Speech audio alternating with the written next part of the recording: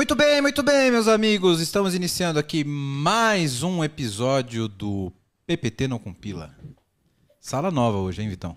Gostou da sala, cara? Essa sala aqui tá incrível. Tô me sentindo o próprio Capitão América. Pode crer, né, velho? Capitão América ali. Estamos aqui na sala da Voz e Conteúdo, no Tchê Café. Sala nova, lindona, top. Então, quem quiser conhecer aqui os estúdios, só procurar aí Voz e Conteúdo, que com certeza você pode gravar aqui nessa sala, né? E hoje eu tô aqui com o meu co-host oficial do PPT Não Compila, Vitor Gonçalves. Dá um oi aí, Vitão, pra galera. Muito bem, galera. Bom estar com vocês novamente. Prazer, na verdade, né? Sempre vindo lá do Rio de Janeiro para contribuir, rir e beber água, né? Porque no meu caso... Pois é, cara, você me abandonou no chopp. Agora eu tô o único da mesa bebendo chopp. Por enquanto. Por enquanto. Tem uma promessa aqui do nosso convidado que vai me acompanhar daqui a pouco. Na ponta aqui da nossa mesa para falar hoje com a gente sobre inovação. Essa é a nossa pauta hoje, né, Vitão? Vamos falar de inovação. Pode ser que surjam outras coisas mais, né? Sim, Fórmula 1, por exemplo. Talvez. Boa. Fórmula 1 pode ser uma boa pauta, né? Aqui com a gente, Charles Schweitzer. Acertei, cara? Acertou. Caraca, de primeira. O Charles, ele é head de inovação do Banco Carrefour, certo? Dá um oi pra galera aí, Charles. Então tá bom. Oi, pessoal. Eu sou Charles Schweitzer, sou Head de Inovação do Banco Carrefour. Mas para além disso, também sou cofundador aí de 3 startups. Júlia e Gabriela, de 13 anos, gêmeas. E o Guilhermo, de 10. Cara, são startups, porque principalmente as gêmeas é um negócio inacreditável, né? Filho do mesmo pai, filho da mesma mãe e comportamentos completamente diferentes, né? Problemas complexos ser pai de gêmeas. Eu imagino.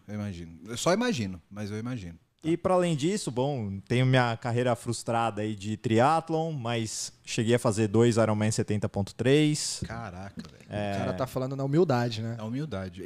E ele ainda não falou do carro do Jason Button. Não, mas Não, ele vai então falar. falamos agora. Eu já pilotei o carro, a F1 BAR Honda, que foi do Jenson Button, por 5 voltas num autódromo na Estônia. Pode acabar aqui. A produção tem que meter um som nesse momento, né? Não, tem que botar um acelerão Trilha aqui. sonora. E, cara, podia acabar o podcast aqui. Tipo isso, exatamente. E aqui na nossa ponta virtual, mas não menos importante, O sonoplasta. o nosso sonoplasta, meu xará, meu amigo, meu parceiro, Wellington Borel. Beleza, Borel? Borel que é gestor de inovação na Sul América. Dá um oi pra galera aí, Borel. E aí, gente, beleza? Meu xará, gravando novamente contigo, né? Que um tempo atrás nós gravamos de novo, né, Wellington? Verdade. Gravamos uma primeira vez. Foi o EmpreendaCast, né? No EmpreendaCast, exatamente. Um abraço aí pro Passe. Quando ele escutar aqui, ele vai lembrar desse dia. Na época, lá falando da startup que eu tinha. Prazer estar aqui na mesa, né? Eu acho que a mesa é um lugar incrível, né? Onde a gente consegue olhar no olho das pessoas e conversar sobre qualquer assunto. De uma forma tranquila, né? Tomando uma cerveja ou uma água. Por enquanto. Ó, Aqui nesse podcast só os Wellingtons bebem. mas se você reparar ali, ó, o Borel já tá preparado para andar com o Jack, né? Ele tá com o Jack lá do fundo. Ó, o Jack, né? o Jack tá atrás dele. Ali. Ele tá tomando essa corona só pra disfarçar. velho. Cerveja. Mas E, gente, obrigado. Estou feliz demais de estar aqui, dividir uma mesa com vocês e para falar de inovação, nosso dia a dia, né? Isso, espero poder contribuir aí no nosso papo. show de bola. Obrigado pela presença de vocês aqui para falar de um assunto tão relevante, tão importante no mundo da transformação digital, que é inovação. Parou, você que está assistindo esse podcast agora, você já deu like, já se inscreveu no canal, já está seguindo aí nas plataformas? Deixa eu te mostrar um negócio legal. Acabou de chegar a camiseta do podcast. Ó, bonitona, tô vestindo aqui. Podcast, tecnologia, cerveja, código-fonte, rock and roll e nada de PowerPoint. Essa camiseta ela não vai ser vendida, a gente vai começar a sortear para os nossos ouvintes que se inscreverem, fizerem comentários, divulgarem e compartilharem o nosso conteúdo. Então, aproveita que você tá aí, já se inscreve, compartilha e vamos começar a sortear essas camisetas. Valeu, obrigado! Eu acho que a gente pode começar a nossa pauta, passando aqui a palavra para os nossos convidados, para a gente entender de fato o que é inovação. Né? Porque tem um romantismo em cima dessa palavra, né? E as pessoas têm um pouco de dúvida do que de fato é inovador, o que é disruptivo, o que não é. E a gente vai passar por esses pontos aqui. Mas como que vocês contextualizariam para uma pessoa leiga que está nos ouvindo hoje o que é inovação? Posso te devolver com uma pergunta? E aí depois a gente explica em cima disso? Pode. O iPhone 13 para você é uma inovação, sim ou não? De primeira, sim, eu te diria que não. Beleza, então agora eu vou te explicar o que é inovação. Existem basicamente 4 tipos de inovação. A inovação incremental, que é quando eu melhoro um pouquinho alguma coisa que já existe, sem fugir de modelo de negócios, sem fugir de tecnologia, sem fugir de competências. Então, mais 1 megapixel, mais 15 minutos de duração de bateria, menos 1 milímetro de carcaça, menos 10 gramas de peso. Tudo isso é inovação do tipo incremental. Então, melhoria é inovação. Ponto. Boa. Depois você tem 3 tipos de inovação que são disruptivas. A primeira é a radical, que é quando eu mudo a tecnologia ou a competência sem sair do modelo de negócios. A segunda é a de ruptura, que é quando eu mudo o modelo de negócios sem mudar a tecnologia e competência. E a terceira é a arquitetural, que é quando eu mudo tudo. Mudo tecnologia, mudo competência, mudo o modelo de negócios. Então a gente pode depois buscar exemplos aí de cada um desses tipos de inovação. Mas num primeiro momento, melhoria é inovação. E depois você tem as disruptivas, que mudam ou tecnologia, ou competência, ou modelo de negócios. Muito bom. Borel, meu xará, como que você complementaria esse ponto do que é inovação? Sensacional a explicação. Eu poderia complementar dizendo que, independente do tipo de inovação, é fundamental com que aquela inovação ela resolva um problema real de quem é afetado por aquele problema que está envolvido ali no contexto daquela inovação. Então, não basta ser uma novidade, né? Ele precisa ter uma aplicação prática e precisa levar em consideração 2 fatores fundamentais. Precisa trazer um benefício para quem está naquele contexto do problema ali, que aquela solução vai resolver, na perspectiva de quem é o usuário ou de quem é o cliente. Precisa trazer um benefício, vamos dizer que seja segurança, vamos dizer que seja qualidade, vamos dizer que seja velocidade. Estou dando alguns exemplos aqui aleatórios de benefício, mas na perspectiva do cliente e na perspectiva da empresa, precisa trazer um impacto no negócio. Então, a gente costuma romantizar muito, mas a gente precisa olhar para essas 2 perspectivas, né? Precisa trazer aquela inovação, um benefício para o cliente, e ela precisa trazer, porque as empresas elas estão em busca de 2 coisas, né? Dar lucro e continuar no mercado. Então, precisa ter um impacto no negócio também, fundamentalmente. Né? No final, it's all about business, certo? It's all about problems. Tô mais com o Borel. Porque, olha só, a inovação arquitetural que eu adoro falar é o Airbnb. O Airbnb a gente sempre contextualiza como sendo a maior empresa de real estate do mundo sem ter uma única propriedade. Lindo, maravilhoso. Mas qual é o problema que ela resolve? Eu me apresentei para você dizendo que eu sou pai de 3 crianças.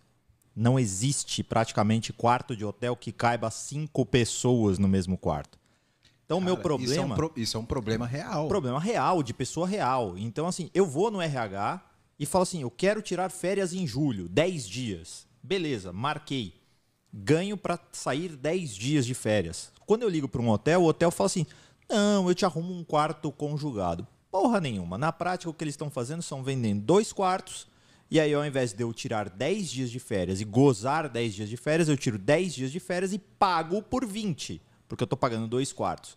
Vem o Airbnb e resolve esse problema. É claro que o Airbnb não foi criado para mim, para o meu perfil de família, etc. Mas ele resolve um problema real, de pessoa real. Eu acho que esse é o grande ponto. O Borel tocou bem nesse assunto aí. Um ponto que eu queria... cara, esse ponto de negócio e problemas a serem resolvidos, ele é sensacional para essa discussão, né? Porque quando a gente fala de inovação, no fundo a gente está falando de resolver problemas de forma como nunca foram resolvidas, né? Resolvidos, no caso. E aí eu queria puxar aquele ponto anterior para a gente chegar nesse lugar que nós estamos agora aqui, falando de resolver problemas de formas diferentes. Eu já comecei a aprender nesse podcast, já comecei a desenvolver melhor o meu arsenal de inovação com vocês, quando você me disse que uma melhoria já é uma inovação. Beleza? Se a gente parar para pensar nisso, poucas empresas não são inovadoras. Exatamente. E por que algumas ainda têm essa resistência com a inovação em si?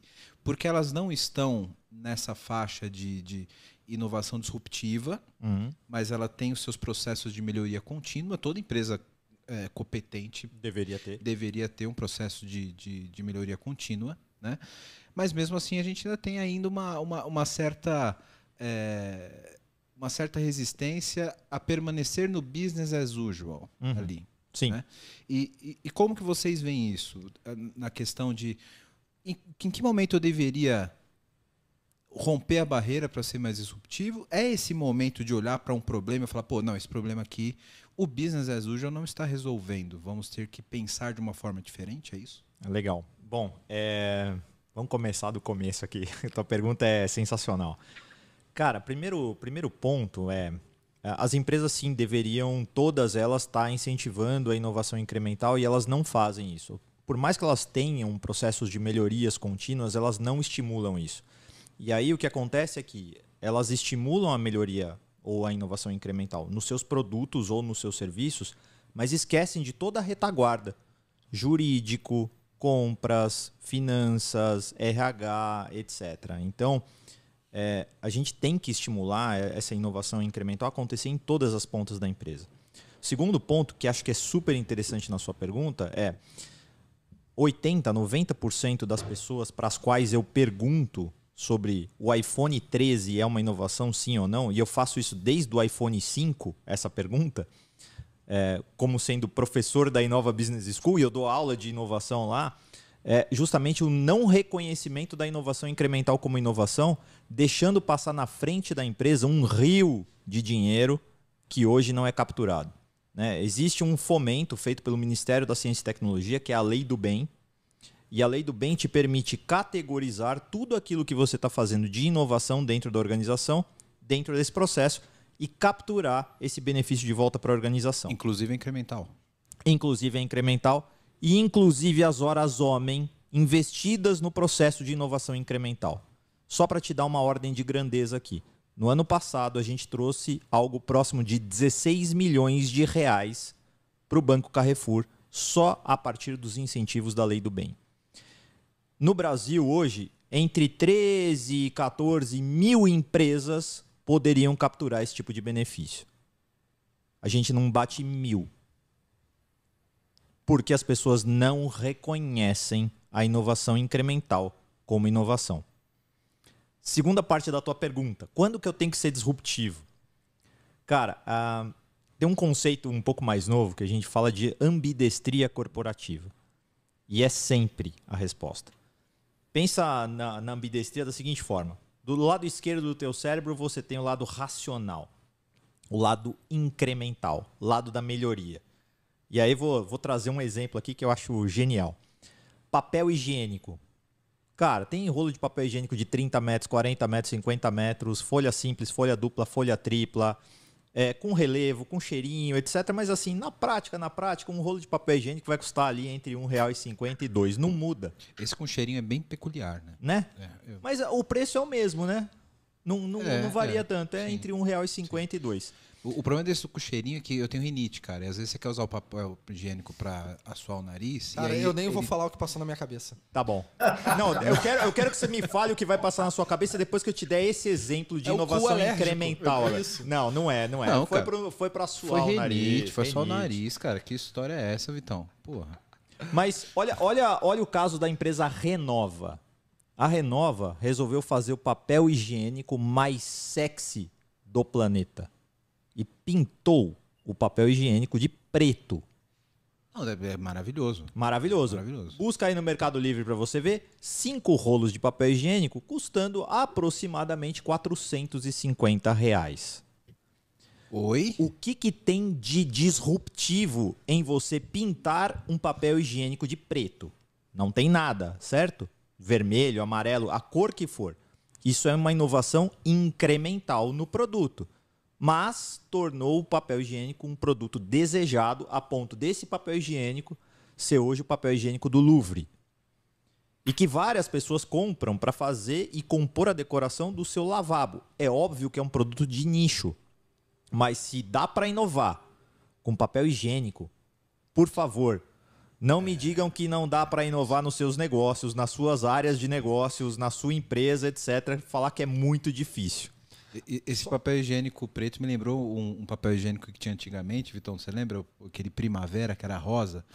Ele era basicamente uma lixa enrolada num rolo. Quero falar com você agora que ainda não conhece a Clever. Clever é uma empresa que já tem mais de 3 milhões de usuários em 30 países com 30 idiomas diferentes, que tem trazido soluções em blockchain, criptomoedas e ativos digitais. O objetivo da Clever é te dar liberdade financeira para operar nesse mercado de cripto. Então, se você acredita nisso, se você acredita nessa liberdade, você já pensa como a Clever, vai conhecer os caras, é clever.io. Estão contratando também pessoal para trabalhar com cripto, com blockchain. Então, se você tem interesse, se você tem conhecimento nessa área, procura a Clever. Se você gosta de criptomoedas, se você opera no mercado, você precisa conhecer a Clever, precisa conhecer as soluções da Clever. Então, o endereço está aqui embaixo no vídeo. Para quem não está no YouTube, é clever.io. Vai lá, vai conhecer, que realmente é um mercado sensacional.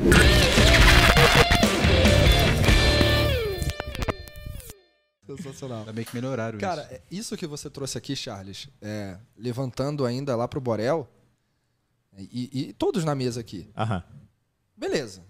Tá super claro o que tu trouxe. Agora, por que as organizações, qual é a causa que leva elas a desprezarem a inovação incremental ou o incremento como inovação e talvez ficar julgando que o legal, o cool, o descolado é o tobogã, sabe, na empresa? É o post-it. As coisas que têm algum grau de materialização que passam um ar diferente de cool, de descolado, isso aí é inovação. Aí você acaba gerando, no contexto da inovação, uma grande fantasia. A inovar é fantasia. É o romantismo do caralho, né? E por que isso aconteceu? Onde que a gente... alguém botou a mão e acabou fomentando esse cenário fantasioso da inovação, romântico da inovação? Tem um ponto aí, Vitor, sensacional esse teu comentário, e aí vou responder no meu CPF, assim, minha opinião. Acho que tem uma barreira cultural que precisa ser desconstruída, né? Então, a gente fala de cultura de inovação dentro das empresas e às vezes, a organização está muito preocupada em gerar essa cultura de inovação nas esferas inferiores, né? E como eu brinco sempre, precisa acontecer para os seres superiores. O pessoal do trabalho ri quando eu falava, ter que me reunir com os seres superiores, porque, cara, essa questão cultural precisa passar também nas esferas acima, no alto escalão.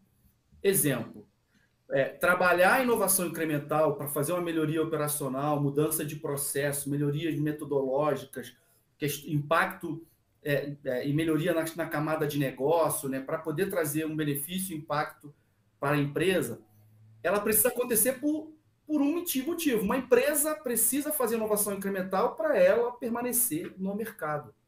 Está falando de um tempo onde as coisas estão mudando muito rápido. Grandes, eu falo grande porque eu olho eles como grandes, né? Grandes startups surgindo,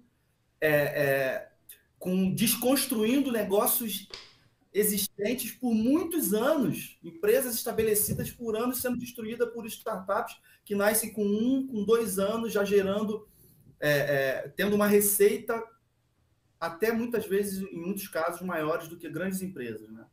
Então, trabalhar a inovação incremental e precisa trabalhar culturalmente esse entendimento em todas as esferas da empresa, justamente por quê? Por causa da sobrevivência. Toda empresa ela precisa dar lucro e ela precisa permanecer no mercado. E aí um ponto que eu acho que vale uma discussão é sobre o porquê que as empresas precisam investir numa inovação radical, por que ela precisa investir numa inovação disruptiva, é justamente também por causa da temporalidade. Então, e aí tem uma diferença, né? Tem alguns conceitos que são parecidos, né, da de radical e disruptiva, né? Ambas exploram novos mercados, ambas quebram barreiras legais ou de tecnologia, normalmente são ideias inovadoras, mas quando a gente fala de disruptiva, a gente está falando o seguinte, cara, que aquela empresa ela está fazendo uma ruptura num negócio que já é explorado, que foi o exemplo que foi falado aqui com muita maestria do exemplo do Airbnb. E, obviamente, gera-se ali, nessa disrupção, um novo modelo de negócio, né? Então, eu volto a reforçar, basicamente, tanto para incremental e também pensando nos outros tipos de inovação que são praticadas, né, é justamente por causa da temporalidade, né? Ela precisa se permanecer no mercado. Posso polemizar, Vitão? Só uma provocaçãozinha, aí te passo. A minha opinião, tá? Diante da pergunta que eu mesmo fiz aqui. Te ouvindo, Borel, me passa a sensação que em algum momento, por mais que a gente tenha alguns nomes da inovação que a gente pode considerar como grandes referências, Clayton Christensen, né, e vários outros mais, aliás, que trouxe a questão da disrupção e do incremento, em algum momento nas organizações a inovação começou a ser mais discutida numa visão operacional, que acaba levando para viabilizar a inovação o uso de métodos e práticas. E pode ser que em algum momento na história a gente tenha perdido um pouco da referência estratégica que direciona, orienta o uso de determinada prática ou determinado método.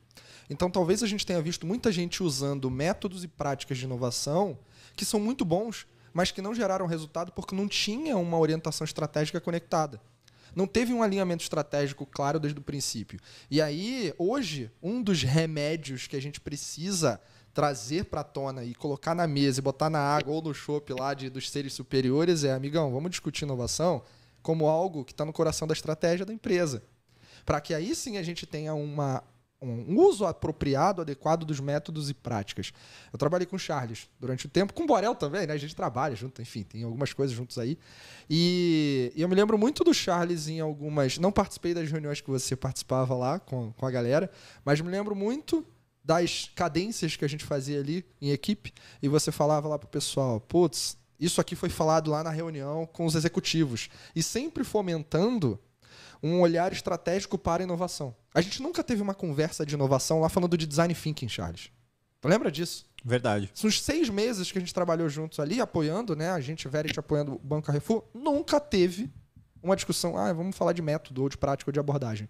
Era sempre uma coisa estratégica ligada a um portfólio de iniciativas que fazia sentido para o negócio. Sim. Acho que... Deixa eu polemizar para você já arrematar. Tá bom. Porque eu gosto da polêmica, eu gosto do sangue. Quando a gente fala desse tipo de alinhamento da inovação com a orientação estratégica da companhia, o que deveria nascer primeiro?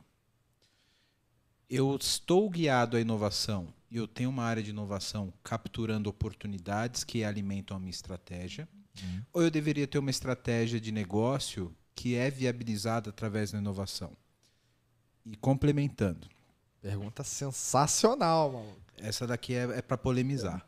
Caso eu tenha uma inovação que ela é incremental e contínua, bem feita, sim, ela substitui na linha do tempo a inovação que gera ruptura? Por que eu estou dizendo isso? Porque enquanto vocês estavam falando, eu estava aqui fritando os neurônios, e eu percebo que em um determinado momento, alguns setores eles não inovam, nem incrementalmente e nem radicalmente. Permanece ali naquele business as usual. Surge uma startup que arrebenta esse gap de falta de inovação e aí começa todo mundo a correr atrás. Caso essas empresas elas estivessem em melhoria contínua, incrementando continuamente seus negócios e inovando com a inovação incremental, ela estaria nesse mesmo patamar? Citando exemplos. Kodak. Boa. Que, cara, cagou para foto digital, etc. Achou que ia vender filme e o resto da vida. Uhum. Blockbuster, por exemplo. se essas empresas estivessem incrementando seus modelos de negócio continuamente, a Blockbuster hoje seria a nova Netflix? Legal. É uma excelente pergunta. Vou começar da parte onde você pergunta se é uma estratégia de inovação que guia negócios ou se é uma estratégia de negócio que guia inovação. Eu acho que a segunda parte é melhor. É uma estratégia de negócios que aí orienta o processo de inovação. Mas inovação ele tem que funcionar ali como uma célula de estímulo à cultura de inovação para todos os colaboradores. E aí não importa, né, se é alta cúpula ou baixa cúpula, enfim, não importa. É para todo mundo. E a questão de cultura de inovação é importante porque senão o risco é falar aquela é a área de inovação, aqueles 6 ali, ó, são eles que inovam. Vocês, são os descolados. Vocês outros 7.900 e pouco, vocês não. Vocês tocam o business, viu? Vai fazendo aí. O resto é com aquela meia dúzia lá. Então, o trabalho fundamental de inovação dentro de uma empresa é de cultura de inovação. E vocês vão entender o que é cultura de inovação muito facilmente. 2 bodybuilders aqui na minha frente. Então, tá fácil de explicar para vocês. É isso que você não viu o Borel. O Borel também, né? O Borel não. Tô vendo aqui na imagem do Borel, não. Melhor usar vocês dois como exemplo. Desculpa, Borel. Mas... Relaxa. Cara, você vai um dia pra academia, faz o treino monstro, volta pra casa, olha no espelho e vê nada. Aí você vai o segundo dia pra academia, faz o treino monstro, volta pra casa e vê nada. Você está acreditando que aquilo vai fazer algum benefício para você, que vai te transformar, que vai transformar seu corpo, etc. Então, cultura de inovação é da mesma forma. É todos os dias martelar para as pessoas, para os processos da organização, que a gente tem que melhorar o processo e acreditar fundamentalmente que isso vai ajudar a transformar o negócio. Depois para cada tipo de inovação, desenhar uma estratégia que faça sentido para se colar com a estratégia do negócio. Então, para a inovação incremental, o que a gente colocou de pé? Um portal de inovação para estimular o intraempreendedorismo. Então, qualquer colaborador do Banco Carrefour hoje pode entrar no portal e dar uma ideia. E aí, a primeira coisa que ele tem que fazer é conseguir apoio social, likes, 30. Se ele não conseguir 30 likes na ideia dele, a ideia dele eu nem olho.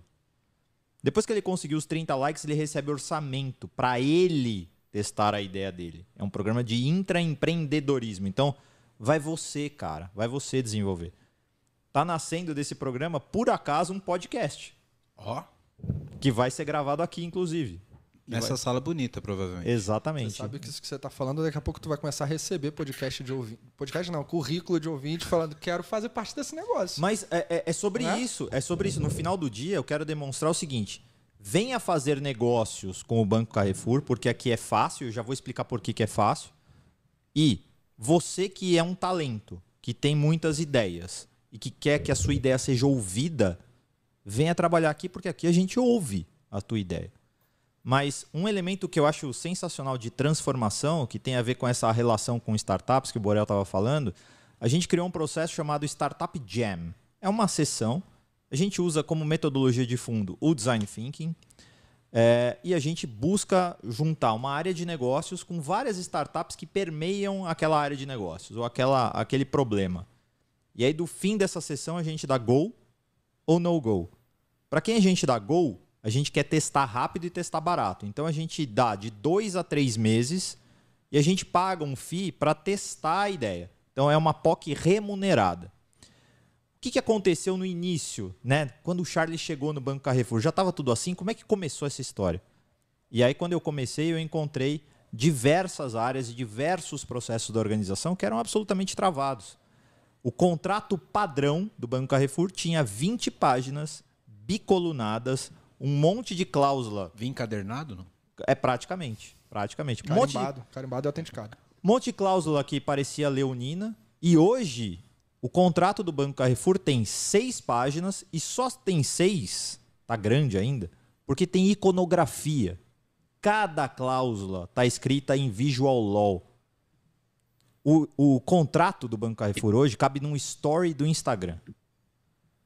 E o jurídico não quis se transformar porque é o jurídico. Não, porque entendeu que precisa subsidiar a cultura de inovação a acontecer dentro da organização. E aí é muito bottom-up e não top-down. Você precisa, sim, falar muito de inovação, com a alta cúpula, como a gente definiu aqui, mas quem vai fazer a inovação na prática é bottom-up. Então, é levar isso para 100% dos colaboradores e fazer com que eles acreditem exatamente como vocês acreditam que indo para academia, treinando 1 hora lá, vocês vão ficar fortão igual vocês estão agora. Agora, detalhe. Como garantir, a partir dos seres superiores à alta cúpula, a segurança necessária para que você, na base, possa inovar? Porque é um processo que se submete ao que você falou aqui, experimentação. E a experimentação naturalmente precede erro, falha. O que a gente não talvez espera... Talvez não dê nada. Talvez né? não dê nada. Como que lida com essa cobrança? Depois de, você falou que o negócio era legal e não era. Você pode pagar uma POC que não vai chegar em lugar nenhum. Perfeito. E isso como mesmo. lida com isso? Então, Borel, como é que você entende esse cenário da segurança que pode ser promovida numa visão executiva ou uma visão de liderança para a base inovar? Como é que a gente garante que haja fôlego, vontade, inspiração para inovar? Borel, só fazer um complemento passando para você. Matematicamente, é muito mais provável que a ideia nasça na base, porque o número de pessoas na base é muito maior. Então, a inovação tem sempre que ser jogada para cima. Porque você vai ter 5, 6 executivos numa empresa e você vai ter 7 mil, 8 mil, 10 mil pessoas pensando na base. E são eles que estão em contato com o cliente, são eles que estão em contato com o problema no dia a dia. Que sabe o que acontece. Exatamente. Vai lá, Xará. Me permita dar só um passinho atrás, polemizando também um pouquinho sobre... Eu lembro que o comentário do Wellington agora foi muito assim, qual o cenário melhor, né? Definir a estratégia primeiro ou executar primeiro lá na camada mais operacional e tal. Gente, na minha opinião, cara, não tem uma regra em relação a isso. Pensando no cenário de transformação digital, você pode ver isso pode acontecer de várias formas, né? Então, você vê empresas, por exemplo, onde tem aquele primeiro grupo de trabalho, não vou nem, ou como você quiser chamar, ou uma squad, começa a trabalhar diferente, inserir algumas metodologias, começa a trabalhar com agilidade, já começa a mostrar alguns resultados, começa a dar visibilidade daquilo, e aí, obviamente, a esfera superior vai ver que o resultado daquele time está começando a ser diferenciado, vai querer entender e acaba polinizando e motivando as esferas mais acima, e depois essas esferas vão acabar querendo, caramba, por que as outras áreas também não trabalham dessa forma? Então, assim, eu acho que não tem uma regra, né? Porque estratégia, por exemplo, se uma empresa tem uma estratégia de inovação clara, definida, e não tiver um poder de fogo embaixo para executar, também não vai fazer sentido nenhum, né? Já quem diga que a estratégia sem execução ela é puro devaneio, né? Então, eu acho que não tem uma regra em relação a esse ponto. Depois eu vou dar uma rebatida em você, hein, Borel? Sem problema, sem problema. Acho que faz parte mesmo da discussão. Temos rinha de inovadores. Pronto, é agora. Eu acho que eu não quero que o Charles beba. Pode pedir agora. Agora pode pedir. Agora bora. Não, eu vou só dar um pitaco aqui, né? Na verdade é o seguinte, transformação digital, ela muda o sabor da inovação que você entrega dentro da organização. Numa empresa que não passou pelo seu processo de transformação digital, ou seja, eu não tenho a jornada do cliente mapeada, não tenho as squads estruturadas em cima dos elementos das etapas da jornada do cliente, eu ainda tenho aquele organograma clássico, eu preciso estimular a inovação incremental na ponta para o cliente. Quando eu já tenho uma empresa estruturada no processo de transformação digital, então eu já mapeei. Cara, a jornada do cliente ela não varia, ela começa em awareness, que é quando ele descobre que a tua empresa existe, produtos e serviços, e termina lá no cancelamento, né? Final triste, o cara foi embora, não está mais contigo. Fatia esse negócio todo, monta squads multidisciplinares em cima dessas etapas da jornada do cliente, e essas squads vão entregar valor adicional para o cliente na ponta. Então, assim, dá para inovar analogicamente. Dá para inovar analogicamente. Só que você, em um tipo de empresa não transformada, você estimula a inovação na ponta para o cliente de forma incremental. Numa empresa digitalmente transformada, isso já sai naturalmente pelas squads a cada 15 dias, a cada 30 dias, dependendo de quanto dura a Você sprint. nem fala mais que é inovação incremental, porque é o jogo do todo Aí dia. a incremental volta para as funções corporativas. Aham. Vai para jurídico, vai para RH, vai para finanças, etc. Ali é onde tem o teu celeiro para você desenvolver inovação incremental. Nesse cenário de uma empresa digitalmente transformada, você abre espaço para trabalhar fortemente sobre a inovação disruptiva. Aí é o lado direito do cérebro daquela conversa que a gente estava tendo agora há pouco. Então, uma empresa ela muda o flavor da inovação, mas eu acho que ainda é a estratégia que acaba guiando o processo de inovação dentro da empresa. Só continuando aqui também, o ponto que o Vitor colocou, eu acho que a gente consegue minimizar problemas em relação até esse exemplo de ideias, né, de conseguir tirar do papel, né, e não ter nenhum tipo de problema. Eu acho que está muito ligado a uma definição clara da estratégia e ter principalmente uma governança de inovação bem definida, com papéis e responsabilidades estabelecidos, a regra do jogo, né, que é bem definida na mesa, né, o exemplo que o Charles deu de um programa de ideias, né, dentro de uma companhia, qual é a regra desse jogo ali, bem estabelecida, criar mecanismos de validação dessas ideias, não somente para as camadas inferiores, mas também na alta gestão, para garantir com que aquilo que está sendo feito está plugado à estratégia da companhia. Então, uma boa governança ajuda muito fazer essas coisas acontecerem, né? Então, papéis bem definidos, a política do processo de contratação, as áreas parceiras que normalmente, inclusive a gente já falou sobre isso, Vitor, quando você envolve áreas estratégicas, né, ou áreas parceiras, por exemplo, como compras, jurídico, que são coisas que normalmente, como o Charles falou, que normalmente burocratiza muito e que acaba atrapalhando, e o processo de inovação ele tem um time certo das coisas acontecerem, né? Porque se você demora muito, você pode perder uma grande oportunidade. Então, isso tem a ver com governança, né? Estabelecer bem essas políticas e essas regras para que não tenha distração nesse processo. Porque quando você fala de inovação, tem um fator distração ali que tem a ver com as burocracias, tem a ver com as barreiras, que precisam estar na mesa, as cartas precisam estar na mesa para que não tenham, para que essas barreiras sejam retiradas, né, ou minimizadas.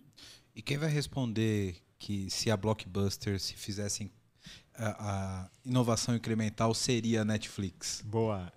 Na verdade, não é se fizesse a inovação incremental, mas teria que fazer as duas, obviamente, né? A gente falou anteriormente do exemplo do iPhone aqui, né? Se o iPhone 13 era uma inovação. E eu acho que assim, eu queria que vocês não se frustrassem com o lançamento do iPhone 14, tá? Se você quiser prever como será o iPhone 14, olha o 13 e o 12 e projeta o que vai ser o 14. É isso. Mas a Apple... Eu quero que você responda isso depois, mas se é previsível, é inovação? Sim, porque é melhoria incremental. Só que é o seguinte, onde está a imprevisibilidade da Apple? Está num determinado lançamento, conjuntamente com o iPhone, lançar, por exemplo, os fones de ouvido, que aí de repente hoje já valem mais do que um Spotify. Está em lançar um Apple Watch, que aí de repente vira um produto de desejo e mexe completamente com o mercado de relógios. Olha só, antes do Apple Watch, você tinha 4 quartis de preços e de produtos, chamado relógio. O primeiro quartil era Champion troca pulseira, né? Coloridão, marca a hora. Você vai falar do Cássio com calculadora também? Boa, exatamente, esse é o primeiro tier, O né? meu Cássio controlava a TV, meu irmão. Não, esse aí já é o segundo tier. Talvez marque o dia do mês, né? Analógicozão, da corda e tal, etc. Segundo tier, aí a gente já vai para os relógios digitais. Terceiro tier, aí a gente vai para aquele semi-joia, pode ser pegar um relógio da Guess, ou aí você já vai para os relógios, né, que tem GPS, etc. E o quarto tier são joias, né? É um Rolex, enfim. E aí chega o Apple Watch e ele faz o quê? Ele mexe no mercado inteiro e cria essa disrupção fazendo com que todo mundo queira ter um Apple Watch. Não importa se você era um usuário de relógio Champion troca-pulseira ou de joia. Não importa se você está indo na praia ou se você está indo num casamento, você está usando o mesmo relógio e está tudo bem. Ninguém vai... Nossa, mas o cara veio num casamento de Apple Watch? Coisa horrível, né? Ao passo que se você tiver de terno e gravata, talvez com um Champion troca-pulseira num casamento, o pessoal vai achar meio estranho. Então, aí está a disrupção, né? Você entra em novos modelos de negócio. Então, entrou em relógio. Já saiu do celular e entrou num outro modelo de negócio. E entra com tecnologia nova, né? Conectando com o celular, permitindo que você mande mensagem através do relógio, permitindo que você controle os seus exercícios físicos do dia. Tudo bem, a gente depois tem, né, os outros concorrentes de smartwatches. Mas a verdade é que causou uma enorme disrupção dentro do mercado de relógios. E aí, voltando para o teu caso, né? Eu estou escrevendo um artigo agora para a revista do MIT falando sobre 2 degraus de disrupção. E esse é o problema. O problema não é simplesmente aquela coisa do tipo, você tinha sei lá quantas lojas da Blockbuster e agora você não tem nenhuma. Tem uma, né, na verdade, ainda que é emblemática lá. Mas toda vez que você perde 2 degraus de disrupção numa indústria, a tua empresa morre. Kodak, que você falou.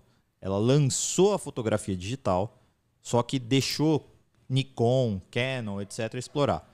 Quando ela chegou nesse mercado, quando ela entrou com a sua câmera digital, estava todo mundo já usando o celular como máquina fotográfica. E aí, se você não é um robista, você não leva mais nem para viajar uma câmera fotográfica. Você leva o celular e você está bem. Cara, isso eu preciso falar. Eu tenho uma câmera, uma Canon profissional. Foi uma baba. Ela não sai da minha casa, velho. Eu tenho até preguiça de tirar a câmera. Virou o enfeite mais caro da tua casa, é isso? É isso. Mercado Livre vai ser anunciado em breve, tá? Quer comprar? 2 degraus de disrupção. Fotografia digital, depois a fotografia embedada num outro aparelho. Se a gente pega o caso de enciclopédias também. Você tinha um mercado dominado. Agora você foi longe, hein, Charles? Não, mas para exemplificar os 2 degraus. Não, tem que explicar pra galera que tá ouvindo o que é uma enciclopédia, porque a galera sabe que é Wikipedia. É isso, perfeito. Wikipedia é enciclopédia, só que antigamente você tinha isso em livros, né? Meritor, Barça, se você falar etc. Barça aqui... Eu tive a Barça. Olha lá, tá vendo? Ele teve a Barça. Eu também tive a Barça. E aí vem o primeiro degrau de disrupção, que é a enciclopédia digital. Então, antigamente você precisava olhar na capa do volume 3 letrinhas lá para saber se era naquele livro que você tinha que procurar o que você tinha que procurar. Vem a Encarta da Microsoft. Que aí você tinha que olhar o CD. Qual era o CD que tinha, né? Não, era um CD. Era um CD, só que aí naquele um CD você tinha a ferramenta de busca, né? O famoso lá. Sim. Ctrl F, joga lá a palavra, pronto, você já cai. Cara, isso economizava um tempo da vida da pessoa. Fora o Ctrl C, Ctrl V depois, né? Mas primeiro degrau de disrupção. Aí vem o segundo, que é uma enciclopédia na web, aberta, multilínguas. Acabou, segundo degrau de disrupção. Então, assim, o grande problema é por que Netflix e não Blockflix? Blockflix Gostei. Por que Wikipedia e não Barçopedia? Barçopedia também seria legal, né? Porque perderam 2 degraus de disrupção. Então a Blockbuster ela tinha que continuar incrementando sim o seu modelo de negócio, talvez abrindo novas lojas, trazendo novas mídias, apostando nisso, mas também criar ao lado lá, lado direito do cérebro, lado da criatividade, o modelo de disrupção daquele negócio que ia criar um negócio novo. Vou te dar um exemplo. Deixa eu ver se eu aprendi direitinho, Sim. Charles. No caso da Blockbuster, por exemplo, a Netflix começou com o primeiro modelo disruptivo que era para enviar o CD pelo correio. Perfeito. Esse era o primeiro nível de disrupção. O cliente não precisava ir mais até a loja. Isso. A loja vinha até ele. Aí quando passou a ser streaming, aí que não faz o menor sentido mesmo. Ou seja, a Netflix usou o princípio de Maomé para inovar. É isso aí. Basicamente é isso. Basicamente é isso. Você tem mais raciocínio para levar adiante? Ou não? Só. Eu tenho uma provocação aqui. Legal. Eu vou só para terminar essa coisa do lado direito do cérebro, né? E aí vamos falar, talvez assim, puxa vida, o que a gente pode fazer com uma mineradora? Uma mineradora que produz areia. Areia é o nome comum aqui que a gente usa, né? Na prática é mineral não metálico. É mesmo? É isso. Então, Mineral não metálico. Mineral não metálico. Então, você tem uma mineradora chamada Jundu. Tá? Aí a Jundu tem um business que ela vende areia em saco ou areia em metro cúbico. Basicamente é areia. O que eu vou fazer com a areia? E aí ela, usando Design Thinking, né, e usando todo o poderio que tinha ali de massa cinzenta de São Carlos, desenvolve um produto chamado Super Quadra Jundu. Cara, nós estamos aqui numa mesa com 4 pessoas aqui na bancada e mais um técnico ali. Eu tenho certeza que um aqui joga beach tênis e tem um copo Stanley. Eu tenho certeza. Não adianta. Não, Olha, eu tô fora dos dois. Eu ia chutar você nos dois, Vitão. Não, deve ser. Não. Perfilzaço. Do jeito que ele riu ali, foi na hora. Foi na hora. Cara, eu tenho um ligamento zoado no braço. O Borel é candidato do Copo Stanley, certeza. O Borel tem o copo e o Vitor joga o beach tênis. Joguei, mas zoei o braço, não dá. Bom, mas aí é o seguinte, a mineradora Jundu criou a Super Quadra Jundu, que é um business digital de quadra de beach tênis, beach vôlei e futevôlei. Então, hoje, se você tem um terreno, um espaço, e aí você está multiplicando esses espaços, como o caso do Posto 011 aqui em São Paulo, você compra a areia, e tem 2 tipos ainda, tá? Tem a torneio, que é, né? E tem a resenha, que é mais light. Uma areia mais light ainda. Tá zoando. Não, falando sério. Isso você me lembra o sabão Omo. Isso. Tem 50 versões e eu tenho certeza que é tudo mesmo sabão que tá lá dentro. Só muda a embalagem. Só muda a embalagem. E aí, E o cheiro, né? além de você ter 2 tipos de areia, você pode, assim, personalizar a cor da rede, da trave da rede, etc. Você tem parcerias de negócios com Mormai e outras, enfim.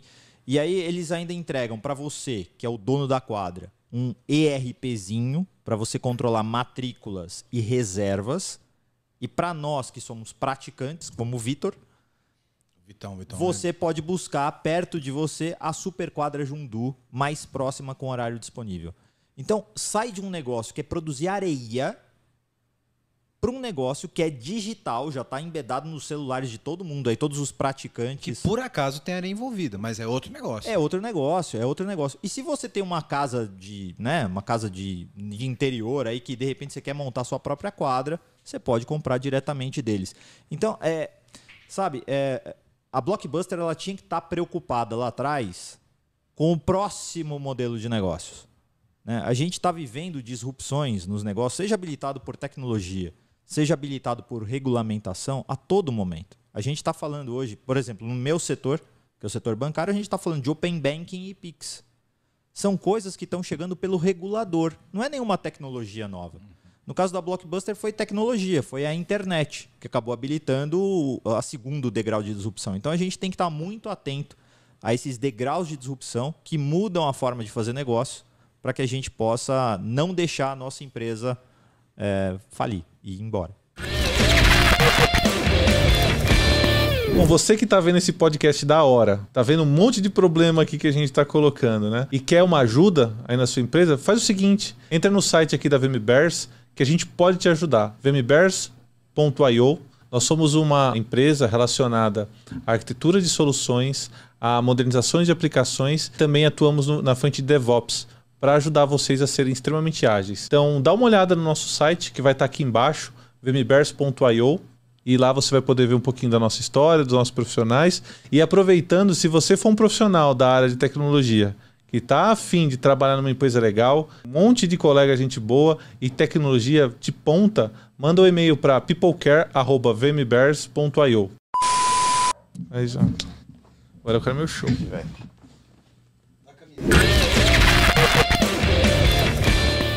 Manda aí, Borel. Aí tem um ponto que volta num assunto que a gente começou a falar anteriormente, que é sobre estratégia.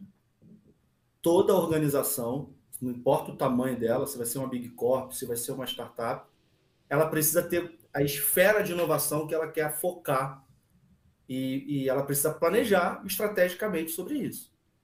Então, falando um pouco até de conceito, então você fala assim, qualquer empresa ela tem um core, né?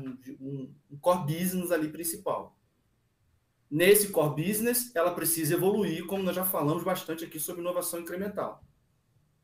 Mas para não acontecer o que aconteceu com a Blockbuster ou o caso da Kodak, ela pode, além da melhoria dentro do core business ali, que ela foca, ela pode, e se ela quer continuar no mercado, e se ela quer continuar a crescer, ela pode olhar também para os mercados adjacentes. Né?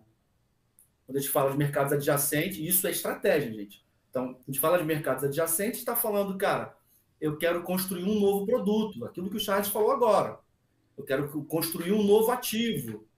Então, isso tá ligado à estratégia, ou não. Eu quero transformar um mercado. Eu quero criar um novo mercado.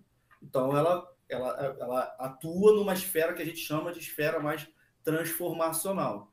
Então, acho que o exemplo que o Charles deu até sobre da Apple é bem interessante, né? Nasceu lá construindo computadores, né? PCs e tal. Então, de repente, ela vem com um novo produto, olhando, por exemplo, para outros tipos de produtos, né? Como para escutar música, qual o nome, gente? iPod? Ah, o iPod. AirPod. Qual o nome, gente? iPod. iPod, pode crer. iPod. Que era um MP3 Você toca player. música, que Sim. tocava os MP3, gente. Exatamente. Não, Meu Deus do céu. eu queria que vocês comentassem depois o caso do iPod. Tá. Porque o caso do iPod, Isso. ele foi uma inovação na Sim. época e que ele perdeu sentido com o próprio iPhone. Sim, O iPhone matou o iPod, sim. né? Porque se eu tenho tenho um exemplo. Spotify e Deezer no meu celular, pra que eu vou comprar Mas a um melhor iPod? forma de morrer é morrer pra si mesmo, né? É, mas, Ó, gente, Ô, mas Xará. é bem isso que o Vitor falou, hein? Porque se a gente for olhar o primeiro business da Samsung, você sabe qual era? Máquina de costura. Ah, pode crer, verdade. Máquina de costura. Então, assim, olhar para negócios adjacentes, como o Borel tá falando, é super importante. E você tornar um produto teu obsoleto a ponto de você matar esse produto, tá tudo bem. Desde que você continue em contato com o cliente, que é quem importa. A Mitsubishi é um exemplo claro disso, de mercado adjacente, né? Os caras fazem carro, televisão e caneta. GE. Turbina de avião, máquina de lavar e por aí vai. Segue aí, Xará, desculpa te cortar. Não, sem problemas. Complementou bem pra caramba. Então, vocês concordam que é uma discussão de estratégia? Não, Então, total. isso aí. Eu percebo, a- complementando aqui, Xará, para passar a bola para você, essa questão da estratégia, ela fica muito clara a partir do momento em que a gente tem que perceber que a estratégia ela pode ser mais abstrata, como você disse. Eu quero criar mais produtos, né? Isso é estratégia. E aí eu acho que eu estou voltando naquela minha outra pergunta entre a estratégia e o incentivo da inovação. Quando você deixa a tua estratégia um pouco mais ampla, como por exemplo, vou criar um novo produto, cara, pode ser meu novo produto pode ser uma quadra de beach tênis. Entendeu? E aí a inovação vai trazer oportunidade. Olha, existe oportunidade no mercado de quadras de beach tênis. Vamos explorar isso daqui. Temos skill, temos areia. Areia não falta, tem areia pra caralho aqui. Vamos fazer quadra? Vamos fazer quadra. Então você junta ali a estratégia, né, de vamos ter um produto novo. E junto com técnicas de design thinking, etc., você encontra oportunidades inovadoras de criar produtos novos. Então, eu acho que não tem tanto um ou outro, acho que as coisas se complementam, se compartilham, certo, Xará?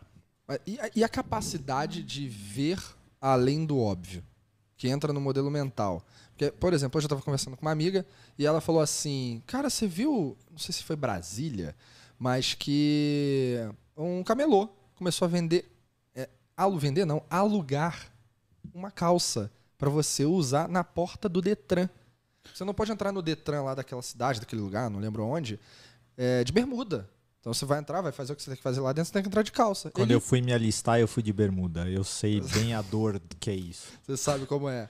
E não tinha ninguém alugando calça no Não dia. tinha, Cara, mas na eu porta. consegui achar uma loja que estava abrindo às 7 da manhã, comprei uma calça e consegui fazer o alistamento no dia correto, nego. porque senão ia dar uma dor de Tá cabeça. ruim. Ali, ó, oportunidade. Abrir Vitor, uma é o loja de exemplo do calças. banquinho na fila, né? Hã? É o exemplo do banquinho na fila, né? Em filas grandes, né? Que o pessoal aluga o banquinho. Exato. Cara, e são princípios baseados em uma observação. É a capacidade do cara de estar ali, perceber a demanda e falar, opa, tem bola quicando. A Vou pegar ela pra mim. gente falou do Airbnb, tem empresas que existem hoje especializadas em anunciar o apartamento que você tem no Airbnb, Superhosts. Superhost, né? Então, assim, esses caras cuidam de toda a parte que é chata, né, burocrática, de fazer o anúncio, controlar a agenda, controlar a limpeza, controlar tudo isso para você. Então, é um quase modelo uma imobiliária de Airbnb. Né? É isso aí. É um modelo de negócios que nasce associado a outro modelo de negócios. Agora vou deixar o Borel falar e depois eu volto com a parte de estratégia de inovação. E tem um ponto muito importante nessas tomadas de decisão, né, de qual esfera a gente pode atuar. A companhia ela precisa também estar atenta às manifestações, né? O que está acontecendo de tendências no mundo, porque aqui isso tudo pode trazer insights para, por exemplo, você começar a atuar em alguma esfera específica da inovação. Então, você percebe manifestações acontecendo pelo mundo, em cima disso. Aí eu estou falando aqui basicamente sobre estudo de futurismo, né? De você usar as lentes de avaliação para perceber e capturar essas manifestações e, cara, e você poder olhar para aquilo e falar assim, cara, eu acho que isso aqui tem uma oportunidade e isso tem a ver com a nossa adjacência do nosso negócio, ou não, algo que vai transformar o nosso negócio. E aí, e por que a companhia precisa olhar para essas esferas? Tanto para adjacência quanto transformacional. Porque a empresa precisa desconstruir o negócio que ela tem. Porque como é que ela vai continuar no mercado se ela não mudar a forma que ela talvez comercializa o produto, na forma que o produto foi concebido de anos e anos atrás? Então, ela necessariamente precisa olhar para essas esferas mais acima. E aí eu destaco que quanto maior a esfera, seja nas adjacências, seja no transformacional, mais risco tem. E aí a gente entra num outro ponto que é fundamental, cara, que é a cultura de experimentação, né? A empresa precisa testar muito, pensar possibilidades de hipóteses, testar e colocar na mão do cliente, porque aí sim você pode encontrar possivelmente uma oportunidade. Show. Já que você vai falar de estratégia e inovação, quero complementar o que o Borel falou aí. Como que as empresas elas gerem esse fundo perdido para experimentação de coisas que não vão dar certo? E culturalmente, voltando no ponto que a gente falou lá no começo, como que eu lido com isso? Porque o cara pode ter entrado lá e falado, cara, pô, olha que ideia bacana. Todo mundo voltou, ele fez, deu bosta, não funcionou Qual é a estrutura básica para eu lidar com isso? Porque isso vai acontecer. Isso vai acontecer. Sim. E não só vai acontecer, como vai ser a maioria. E precisa acontecer. É 1 sobre 10 normalmente que dá certo. Exato. Então, se você está falando de 10% de coisa que vai dar certo, como que eu lido com os outros 90%? Esse cara já trouxe um ponto interessante. 1 sobre 10, tem métrica. E depois a gente tem que puxar a métrica de inovação aqui, né? Boa. Bom, o ponto você tem que ter um orçamento de inovação. E isso normalmente é controlado pela área de inovação, só que essa área de inovação ela vai fazendo o semear dessa verba dentro da organização na medida em que as ideias aparecem ou na medida em que você quer testar coisas com startups. Então, a gente acabou falando, né? São 4 tipos de inovação. Para cada um dos 4 tipos eu tenho uma metodologia diferente. Primeiro tipo, incremental, o portal de inovação, que a gente já falou. Segundo tipo, radical, que é quando eu mudo tecnologia ou competência dentro do mesmo modelo de negócio. Eu tenho o Startup Jam, essa sessão de Design Thinking que é do Go, No Go. Terceiro tipo de inovação é de ruptura, que é quando eu mudo o modelo de negócios dentro ainda do mesmo... da mesma tecnologia, da mesma competência, buscando negócios adjacentes, né, como a gente está falando aqui. Caso da quadra de areia. Caso da quadra de areia, por exemplo. Então, nesse caso, eu tenho um programa de aceleração, com uma aceleradora de mercado, buscando não startups mais early stage, mas já uma coisa que possa efetivamente compor o meu portfólio, compor o meu ecossistema. E o quarto tipo, que é a arquitetural, que é quando muda tudo, a minha metodologia para fazer isso, né, a nossa agora do Banco Carrefour um hackathon, 54 horas, imersos em todo o banco de dados que a gente tem do ecossistema para construir modelos de negócios novos. A gente já está na segunda edição, a gente já fez o Data Hacking Days 1 e agora o 2 em dezembro. Mas a continuidade disso é as ideias que ali surgiram, os protótipos que ali surgiram, que foram interessantes, a gente leva os caras para um bootcamp. São 3 semanas imersos para codar e transformar o protótipo numa prova de conceito testada com clientes reais, para ver se tem realmente de fato alguma coisa ali. E o fim desse projeto pode terminar com a carta de demissão do grupo inteiro, seguida de uma carta de investimentos na construção de uma nova empresa, que pode ser uma nova empresa do grupo ou simplesmente uma startup que vai vender soluções para o mercado e eu vou ser acionista deles. O primeiro Data Hacking Days... Nada mal essa demissão, né? Nada mal. Nada mal. O primeiro Data Hacking Days acabou revelando um grupo. São 4 caras geniais. Os caras montaram praticamente uma Martech, né? Então, uma empresa de marketing associada a dados de tecnologia, enfim. E para dentro do Carrefour, eles conseguem entregar 5 vezes mais valor do que um Google Ads, do que um Facebook Ads, etc. Então, se você é uma Ambev, se você é uma Unilever, se você é uma Nestlé e você quer anunciar diretamente para os consumidores do Carrefour, 5 vezes mais retorno do que tudo aquilo que tem de mídia disponível por aí afora. Vendeu, hein? Vendeu, já comprei já. Esses caras, a gente tá num processo de reestruturação interna justamente porque é um processo novo, né? Assim, ninguém estava esperando que fosse sair isso, né? A gente tem uma metodologia para construir isso, então a gente está um pouco ali num compasso de espera, mas para voltar com carga total agora a partir de junho, os 4 estão agora debaixo do time de inovação. Então, isso é muito legal, né? Como é que você estimula isso? E isso faz parte da estratégia de inovação e não talvez da estratégia corporativa. A estratégia corporativa está mirando para crescimento de faturamento, crescimento de clientes, está olhando lá para o processo de inovação incremental e, obviamente, tem produtos e negócios adjacentes. No caso do Banco Carrefour, que essencialmente ainda é quase uma empresa monoproduto, né? Tem o seu cartão de crédito, Carrefour, mas a gente tem um segundo business, né? Que é a adquirência. Então a gente tem a maquininha Apag, que você pode ir no atacadão e pegar essa maquininha e entrar nesse business aí de adquirência. Então a gente tem uma meta já em relação a esse nosso segundo grande produto. Assim como a gente tem, por exemplo, com seguros, Só uma etc. coisa, Charles. Acho que a galera não sabe o que... Porque você falou atacadão, né? Atacadão, sim. Porque faz parte do mesmo grupo. Sim. Bom, o grupo Carrefour, né? Tem gente que imagina nem saiba que Carrefour tem um banco. Legal. Então, bom, deixa eu dar um passo para trás. Foi bom. E, inclusive, tem gente do Brasil inteiro que talvez não saiba da amplitude do Carrefour em todos esses business, né? Legal. Porque aqui em São Paulo a gente tem muito Carrefour, varejo, Carrefour, sim. mas no resto do Brasil nem tanto. Bom, o Carrefour como ecossistema, né? Ele tem as lojas de hipermercado Carrefour. Você também tem o atacadão, que também faz parte, enfim, aí é um mercado mais que a gente chama de cash and carry, né? Assim, são os atacarejos. Você tem as lojas de proximidade, como Express e Market do Carrefour. Agora a gente comprou recentemente o grupo Big, então a gente vai ser dono também, vai converter algumas lojas, mas vai ser dono também do Sam's Club, né? O Big, que já teve muito em São Paulo, agora não tem tanto, mas... Mas está ali Nordeste, Tem no Rio, Sul, Tem etc. no Rio de Janeiro. Tem bastante em São Paulo ainda. Tem também em São Paulo, mas assim, é principalmente Nordeste e Sul, né? Vai complementar bastante a malha do Carrefour como hipermercado.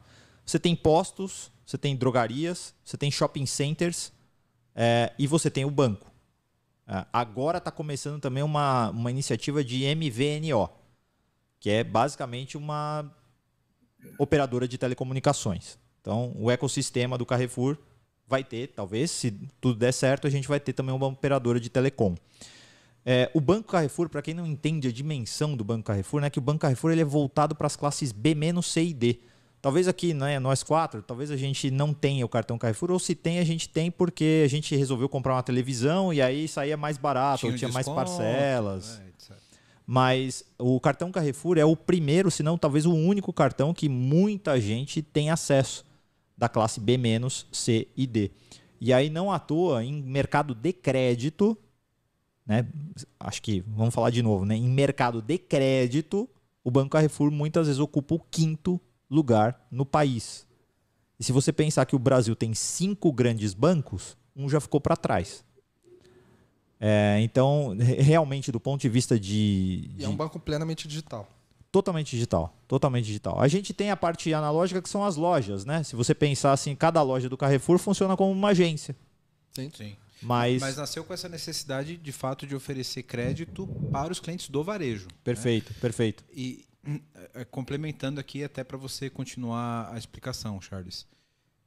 Esse olhar veio de olhar mercados adjacentes? Pô, galera, tem aqui, porque até puxando a malha aqui, quem nunca pagou, eu tenho 38 anos, mas eu já paguei um boleto das Casas Bahia. Lembra? O Sim. carnezinho? Quem nunca? Né? E isso já é um nicho que você olhava, né? Então, tipo, pô, eu ofereço crédito para essa galera, eu assumo o risco e eu sou um varejista. Eu poderia ser um banco? Eu acho que sim, né? Então, parte nesse sentido de olhar também o adjacente, Charles? Foi daí que nasceu? Totalmente, porque inclusive se você olhar toda a história do Carrefour, né? O Carrefour tem anos e anos e anos de Brasil, né? E o Brasil, a gente sabe, é uma verdadeira montanha-russa econômica, né? Então, Tanto que o nosso sistema bancário é o mais avançado do mundo, porque precisa realmente suportar uma mudança de feature a cada semana, né? Impressionante, impressionante. E nessa montanha-russa, o Carrefour já enfrentou momentos extremamente azuis e extremamente vermelhos. E talvez eu esteja simplificando um pouco essa história, mas a verdade é que o Carrefour, como varejo, já esteve até em condição de ser vendido. Eu me lembro de alguma coisa alguns anos atrás. Exatamente. E aí, só que tinha uma operação de banco já muito forte, que valia muito. Então, o Banco Carrefour hoje, 49% dele é do Itaú. E esse sobrefôlego financeiro que permitiu essa venda fez com que o Carrefour hoje se tornasse, né, o maior varejista do país, o maior empregador do país, né, e ter negócios que surfam de formas diferentes as diversas crises que a gente enfrenta. Primeiro trimestre da pandemia, todo mundo trancado em casa, shopping centers fechados. Carrefour, varejo essencial, que vende eletrodomésticos também, virou shopping center. Sim. Então o Carrefour Varejo naquela época surfou muito bem. Banco. Não, varejo, o supermercado como um todo, no começo da pandemia, voou. Né? Voou. Porque você não tinha. O teu happy hour era tomar uma cerveja na seção de frutas do supermercado. Perfeito. Era Era isso. isso. Música no celular. Isso, bota no celular. Era isso. Em contrapartida, o banco começou a sofrer naquela época. Porque as pessoas começaram a perder seus empregos, os negócios começaram a fechar. O formato da economia mudou, né? Você sai de um formato que é de serviços, né? Restaurantes abertos, para o food at home. Então, assim, você precisa de menos crédito, ou dá menos crédito, ou o crédito fica mais difícil de você dar, as pessoas estão perdendo o emprego, etc. As pessoas começam a gastar menos, começam a poupar mais, né? Requer menos crédito, cenário de Tiram incerteza, o dinheiro que tem né? no banco. Exatamente. E agora começa a inverter de novo essa curva, né? Então, assim, o fato de você ter um ecossistema de negócios protege o grupo de uma forma geral. Tu falou um negócio bom aí, ó. Ecossistema de negócios. E os ecossistemas de inovação? Vale do Silício. A gente tem... Até Portugal agora tem um bom contexto de inovação, mas você vai para a China, vai para Israel. E aqui no Brasil? O que vocês acham dos ecossistemas de inovação aqui no Brasil? Para passar para o Borel aqui, vou já emendar também uma outra pergunta aqui. Por que quando a gente fala de inovação e ela está tão atrelada e tão namorando com transformação digital? Passando para o Borel aqui. Primeiro, a parte do Vitão sobre os polos, né, de inovação, que na verdade também são polos de transformação digital. Por que isso está tão junto, Xará? Legal. É fundamental qualquer organização estar plugada em algum ecossistema. Quando a gente fala de ecossistema de inovação, eu vou dar alguns exemplos aqui, né? O Vitor comentou aqui alguns. Posso estar me referindo a institutos, por exemplo, de pesquisa e desenvolvimento. Eu posso estar me referindo também a universidades. Eu posso estar me referindo a hubs de startups, né? Sejam aceleradoras, sejam incubadoras de startups. Então, tem uma infinidade de instituições, né, que ajudam a fomentar todo esse processo de inovação. Aqui no Brasil você tem, o que eu gosto muito lá, o César, lá o Polo Tecnológico lá em Recife, que é bem interessante. E olha a hora da selfie aí, ó. Você saiu também nessa selfie aqui, viu? Então, é fundamental a empresa, né, ela está conectada nesse ecossistema para entender quais são os movimentos, né? O que está acontecendo, o que está se fazendo de novo, o que de metodologia tem utilizado, que tipo de tecnologia tem sido habilitada, embora a inovação não tenha a ver, não necessariamente é uma questão de tecnologia, né? A tecnologia acaba habilitando a inovação, mas é importante a empresa estar plugada nesses ecossistemas, não importa qual seja. Depende muito também da estratégia da empresa, né? Borel, aqui... só abrir um parênteses aqui como técnico e arquiteto de TI. Eu percebo muitas empresas, inclusive quando eu vejo projetos e tal, no LinkedIn, etc., chamando de inovação processos que não inovam, processos que são basicamente a digitalização de um processo que é manual. E que digitalizou a burrice, né?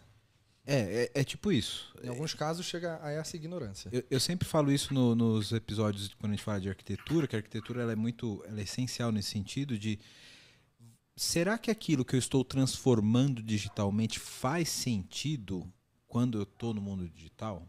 Aquele processo. Eu tenho um processo e digitalizar aquilo, tornar aquilo simplesmente um formulário ou alguma coisa igual como era antes, ela faz sentido no mundo digital e muitas empresas tratam isso como uma inovação. Porra, eu tinha um formulário de papel, agora eu tenho um Google Forms, ó. Maravilha, né?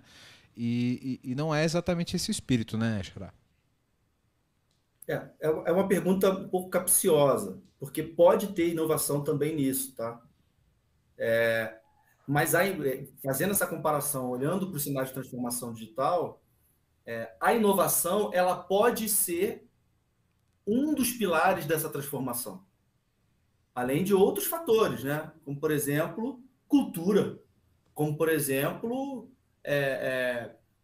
ser data-driven, né? com a parte de ciência de dados e tal.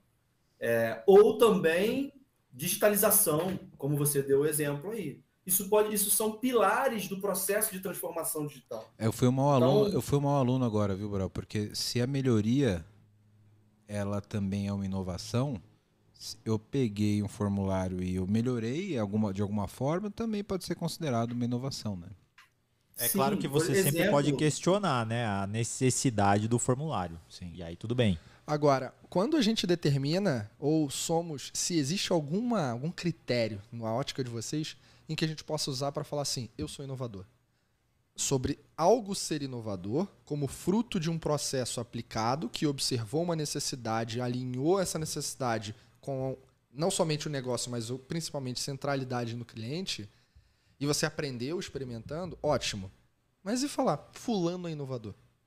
Para mim é alguém que resolveu um problema real de pessoa real. Se ela fez isso, para mim eu considero ela uma pessoa inovadora. E qual a diferença disso para problem solver?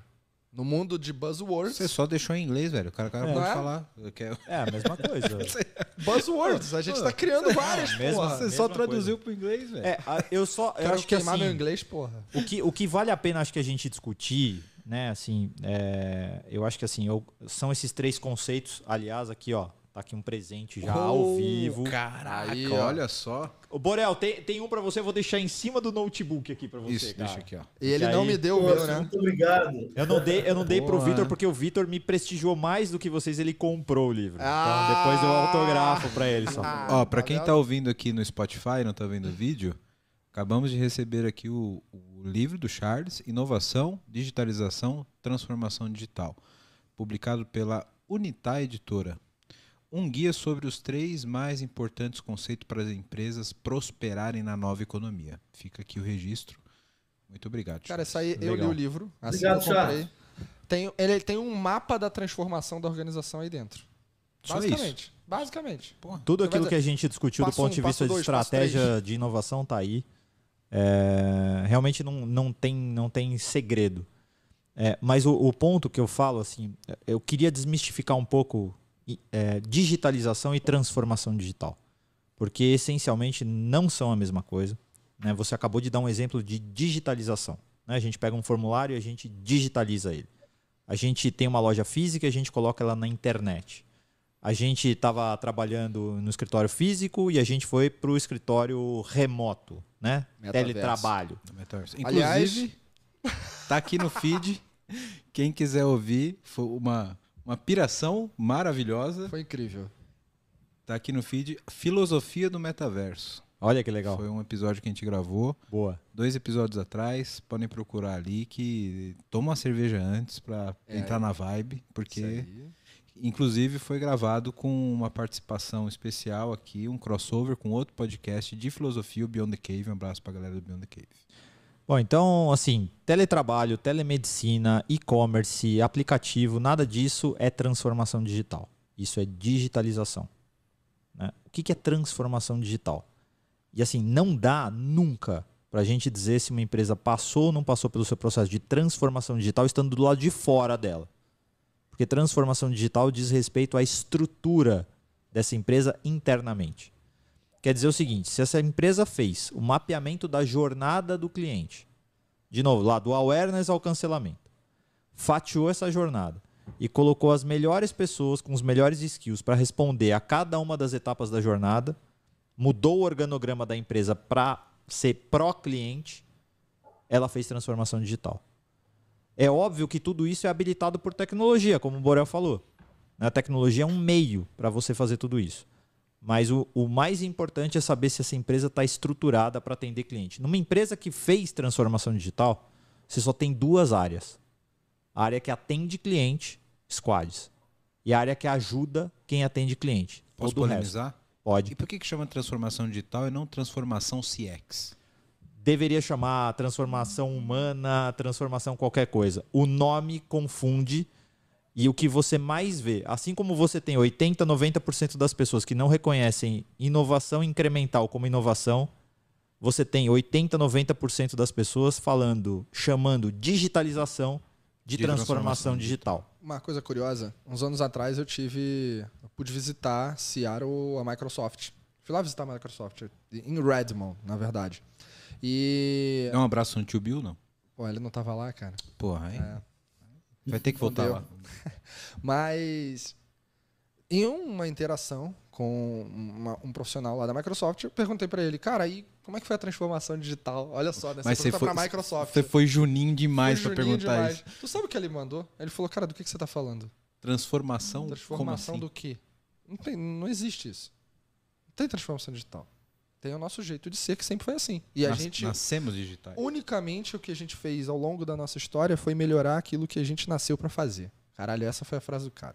Mas aí, ó, eu tô aprendendo horrores aqui. E depois que eu ler esse livro, então, eu vou ser especialista agora em inovação. Vai Mas, cara, botar no LinkedIn. uma empresa que ela nasceu totalmente digital, não necessariamente ela está transformada digitalmente segundo a ótica do Charles, de que o foco da transformação digital é, de fato, olhar para a jornada do cliente do awareness até a entrega de valor na ponta. Sim, é verdade. Tem muita empresa que nasce já dentro de um contexto digital que a gente pode inferir que ela não está transformada digitalmente. E até as que servem como exemplos, né, para a gente copiar, como estruturação de squads, né? A gente sempre fala do modelo Spotify, né? Sim. Eu sou muito Eu não aguento motivado. mais ouvir falar de modelo Spotify, cara. Então, Isso vai ter uns 5 anos que a galera A propósito, fala. escuta o episódio de agilidade. Qual é o número? Isso. Ah, aí você tá exigindo demais. É lá no início, galera. Lá no início, Lá é. no início. Mas segundo episódio mais popular do podcast. Hein? Jura? Olha só, que legal. Cara, eu sou muito mão de vaca. E eu tenho o Spotify free. tá? Eu não assinei. Por que que no meio da minha playlist de rock, e só tem playlist de rock, me vem uma propaganda de, sei lá, Mari Maraíza? Assim, a gente pode brincar aqui e falar, eles estão forçando você a assinar. Beleza, a brincadeira é válida, mas se fosse uma empresa centrada no cliente, e aí o cliente talvez não seja eu que sou o ouvinte free, mas é o anunciante dele, ele não deveria estar entregando esse anúncio para quem é relevante entregar? Então, mesmo empresas que são puramente digitais, puramente tecnológicas, muitas vezes falham na entrega de valor da sua jornada do cliente. E esse exemplo é maravilhoso, porque se você usa um produto free, você não é o cliente, você é o produto. Beleza? O cliente é o anunciante. O cliente é o anunciante. Você é o produto. Eu estou oferecendo você para o meu anunciante. Né? É aquela velha história, né? Se você usa alguma coisa de graça, talvez você não seja o cliente, talvez você seja o produto. Né? Então, ter esse tipo de resultado na ponta para o cliente, que é o anunciante, mais focado no teu perfil, se eu sei o teu perfil, faz todo sentido. E vou aproveitar esse ponto para passar para o meu xará aqui, para dizer como que a gente mede isso. Quais são as métricas relacionadas a isso? Quando eu passo para um processo de inovação, ou até, já que estamos falando aqui de um processo de transformação digital, como que eu meço se de fato eu estou entregando valor na ponta para o meu cliente, o anunciante, satisfação para o meu cliente produto, entre aspas, que você, o cara do Spotify Free, você podia fazer um prêmio, né, Charles? Pô, Se vocês quiserem me oferecer aqui um ano grátis, eu vou achar maravilhoso. Eu dei um livro de presente já para vocês. O cara que pilotou... Porra.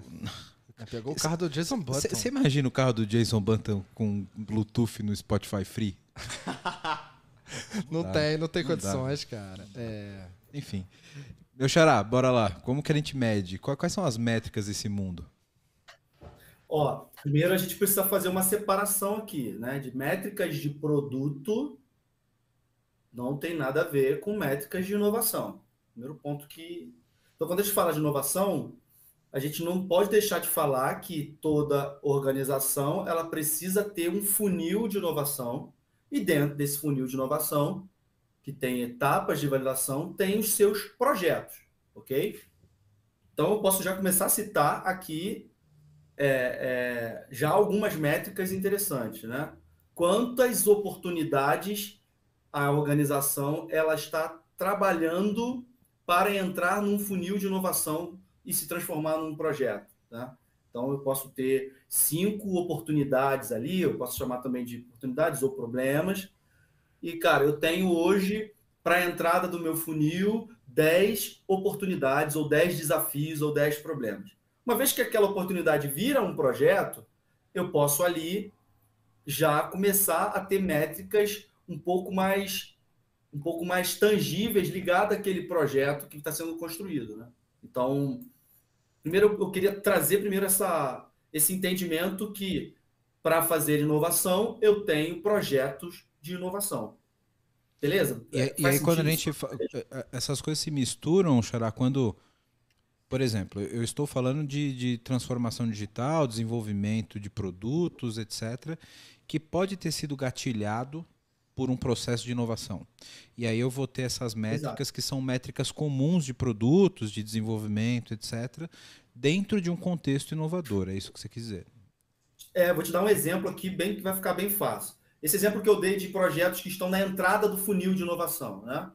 Eu posso ter ali, por exemplo, números de workshops de ideação, né? Isso conecta a cultura, né? Conecta também processo de cultura e conhecimento, né, das áreas, né? Número de áreas, por exemplo, que são envolvidas naquela oportunidade que está sendo trabalhada, número dos problemas mapeados. Hoje eu tenho 10 problemas mapeados que ainda não virou projeto, né? Então, imagina que depois aquela oportunidade vire um projeto, né? Então, ali você começa a ter outros indicadores à medida que você vai passeando com os projetos dentro do teu funil de inovação, até você implementar aquela inovação, né? Então, eu vou dar aqui alguns outros exemplos, né, interessantes de indicadores que podem variar nesse funil de inovação, né? Exemplo, números de oportunidades ou problemas, por exemplo, que foram mapeados, priorizados, né, junto com as áreas. Você tem, cara, uma série de indicadores que podem ajudar. Números de experimentação, oportunidades que foram aprovadas, né, e que tenha um potencial impacto financeiro. Então, à medida que você vai andando no funil com os seus projetos, você pode ter ali uma série de indicadores. Se for, por exemplo, e até a gente nem falou sobre isso, né, inovação fechada, inovação aberta, mas imagina que a gente, de repente, depois que a gente tem um problema definido, que a gente já sabe como vai resolver aquele problema, e a gente entende que vamos fazer inovação aberta, vamos conectar uma startup para resolver aquele problema. Quantas startups nós conversamos? Quantas provas de conceito foram executadas? Então, tudo são indicadores que mostram para a gente o quanto de ações estão sendo realizadas nesse processo de inovação, até o processo de uma implementação. Então, eu tenho aqui alguns exemplos, o Charles talvez possa trazer alguns outros, né? Mas existem sim, para cada etapa do funil de inovação, diversos tipos de indicadores que vão mostrar. E aí eu volto a reforçar, precisa estar conectado ao benefício e ao impacto no negócio. Talvez no início do funil você não consiga enxergar isso, mas lá depois que você já começa a implementar, você já começa a fazer conexão com a mexida no ponteiro do negócio, né? E aí você fala, cara, essa inovação aqui, ela está trazendo, por exemplo, 20% de aumento em nossa receita, ou trouxe X mil reais de saving por causa dessa inovação que trouxe, né? Conectando também, principalmente, a questão do impacto no business. Né? Show de bola. Quer complementar? Para mim são 3 medidas, né? A primeira, muito alinhado aqui, é funil. Então, só que eu tenho 4 funis, um para cada tipo de inovação. Então, eu tenho topo de funil e, para mim, o número que interessa é o número lá embaixo, tá? Então, só uma coisa, quando você fala de topo de funil e o final, você está falando da quantidade de oportunidades que navegaram pelos estágios. Quantidade de ideias, no caso de inovação incremental, quantidade de startups que participaram do Startup Jam, no caso de inovação radical, quantidade de startups que foram para o programa de aceleração. Porque aí você consegue chegar naquela métrica que você falou um pouco mais cedo, que é 1 para 10. 1 para 10. Boa. Então, eu tenho um funil para cada tipo de ideia e o número que me importa de verdade é o número final do funil. Né? Então, quantas ideias eu rolloutei, quantas startups eu escalei, quantas ideias viraram projetos de novas empresas dentro do ecossistema. Então, isso para mim é o que mais importa. É claro que a gente anima todo o resto. Né? Então, a gente olha para quantas mulheres estão participando do ponto de vista de diversidade, quantas ideias, sei lá, foram para uma linha de negócio ou para outra linha de negócio, mas o que importa para mim é o número final lá. Então, para cada um dos 4 funis. Posso só fazer um comentário aqui para você complementar? Quando você fala dessas métricas que são mais quantitativas, eu estou falando de quantas startups vão interagir, etc. Eu não estou falando sobre, por exemplo, quanto de resultado financeiro. Segunda métrica, ROI. Queimei a largada. Tudo em business é ROI. Tá? E aí, assim, eu comparo sempre inovação com uma construção nova que tem ali em Manhattan. Eu não sei se você já esteve lá depois de 2019, mas se você já esteve, tem o The Hive, que é uma escada que vai de nada para lugar nenhum. Que maravilha. Só é bonitinho. É bem a cara de Manhattan. É isso. Ela é super instagramável, tá? Se você for lá, eu tenho certeza que você vai subir, vai tirar foto, vai postar. Acho que eu tenho aqui. Mas ela vai de nada para lugar nenhum. E tudo no mundo corporativo é ROI. O meu combinado com a organização só é o seguinte: eu não vou medir ROI de cada projeto de inovação. E eu não vou estimar ROI de cada projeto de inovação. Eu não vou perder tempo fazendo PowerPoint e planilha de Excel com isso. PPT não compila. Boa. Agora ganhou, hein? Boa. Agora, alô, editor. Mais um chopp para ele. Olha o corte aqui, hein? Olha o corte. Tem Boa. um corte especial aqui. Mais um chopp, cara. E mais um chopp. Não, o Boa. cara não tomou nem metade do chopp. Tô a caminho. Mas então, tudo em business é ROI. O meu combinado com a organização eu vou medir o ROI sobre todas as iniciativas de inovação. Até porque uma vai compensar a outra e você vai semear aquela que vai dar certo. Exatamente. Exato. E aí eu não tenho preocupação com aquelas que dão errado. E mais do que isso, já falamos aqui, lei do bem. Eu faço a largada já pensando que eu vou trazer 15, 16, 17 milhões de reais. Então, assim, eu já entro superavitário no ano. Eu já sei que eu vou ter muito dinheiro na mesa e que eu não preciso me preocupar se eu investir 10 mil reais numa startup que a POC falhou ou 10 mil reais numa ideia de um colaborador que falhou. Não tem problema. A gente está ali com o nosso orçamento para isso. Terceira medida, né? Então, primeira são os funis, segundo o ROI, terceira medida é a medida da inovação em si. Vou te dar um exemplo. Segundo maior problema do call center do Banco Carrefour. É um cliente como vocês ligando para entender um valor da fatura que acha que não é dele. Então, olha o problema aí. Eu gerei uma fricção para você. Você abriu a tua fatura e falou, ué, Arcos Dourados da Felicidade? Eu nunca fui nesse lugar. Eu não faço a menor ideia do que é isso. Então, você liga para o call center. Você ocupa a minha retaguarda. Isso tem custo. E aí a menina fala para você, olha, Arcos Dourados da Felicidade é o McDonald's. Ah, tá bom, eu fui lá. Segundo maior motivo de ligações para o call center do Banco Carrefour, que já falamos aqui, é o quinto maior banco em crédito desse país. Só para você estimar o volume que é isso. E se você juntar com quantas pessoas comem no Arco Dourado, quantas pessoas não ligaram e multiplica pela hora, enfim, já foi uma grana aí. Já foi uma grana. Um processo Lean na identificação de nome resolve. Já foi uma grana. Trouxemos uma startup, fizemos uma prova de conceito com a First Performance, que tem um processo chamado Merchant Data Cleansing. Sensacional. Então ela limpa a fatura e entrega a fatura com nome fantasia. Tem outras coisas, né? Então você pega, por exemplo, os marketplaces, né? Mercado Livre, por exemplo. Na mesma fatura vai aparecer um negócio meio disléxico. Vai vir Mercado Livre, ML, Mercado L, M Livre. E pode vir 4, 5, 6 tipos. Dependendo de onde o algoritmo caiu no CNPJ do dia, pronto, já era. Vem um nome diferente. Então a gente limpa tudo isso e entrega uma fatura muito mais limpa. Então a gente fez essa prova de conceito, a gente sabe qual é o volume que isso tem, a gente sabe qual é o custo da retaguarda que isso salva.